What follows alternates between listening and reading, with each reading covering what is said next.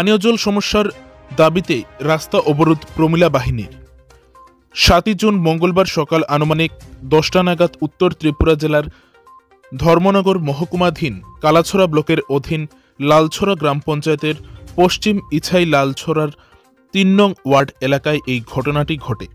এদিন প্রায় 300 জন নারী ও পুরুষ একত্রিত হয়ে কদমতলা ধর্মনগরের মূল সড়কটি অবরোধ করে বসে। তারা জানায়, পানীয় জল সমস্যার নিরসনে সংশ্লিষ্ট পঞ্চায়েত ও ব্লকে লিখিত দাবি জানিয়ে আসলেও কোনো সমাধান হয়নি। অবশেষে বাধ্য হয়ে তারা এই বিক্ষোভ দেখায়। তারা এও জানায়, প্রায় শতাধিক পরিবারের বসবাস ওই এলাকায়। সকাল 10টা থেকে শুরু হয় এই অবরোধ। এই অবরোধের ফলে রাস্তার দুপাশেই যানজটের সৃষ্টি হয় এবং যাত্রী দুর্ভোগ দেখা দেয়।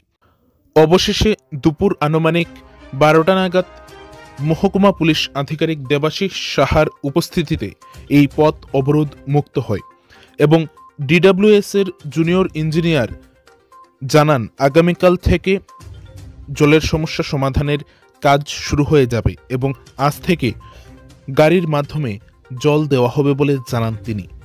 দীর্ঘদিনেই পানীয় জলের সংকট, ড্রিঙ্কিং ওয়াটার পর্যাপ্ত পরিমাণে পাওয়া যাচ্ছিল না।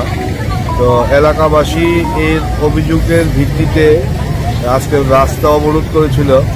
তো ডিডব্লিউএস থেকেও কর্তৃপক্ষ এসছে, ইঞ্জিনিয়াররা এসছেন। তারা কনফেস করেছেন যে পাইপ দিয়ে জল যাচ্ছিল, সেই পাইপগুলি অনেকটি ব্লকেট হয়ে গেছে। তো তারা গ্রামবাসীরা তাদের তো দাবি, সঠিক দাবি ছিল। তো ডিডব্লিউএস যে আধিকারিক এসছেন, উনি এসে প্রতিশ্রুতি দিয়েছেন কালকে সকাল থেকেই এই পাইপগুলি সারাইয়ের কাজ করবে এবং আজকে তারা ট্যাঙ্ক দিয়ে পানীয় জল সরবরাহ করবে। সেই প্রতিশ্রুতির ভিত্তিতে তারা গ্রামবাসীরা পথ অবরোধ তারা তুলে নিয়েছে।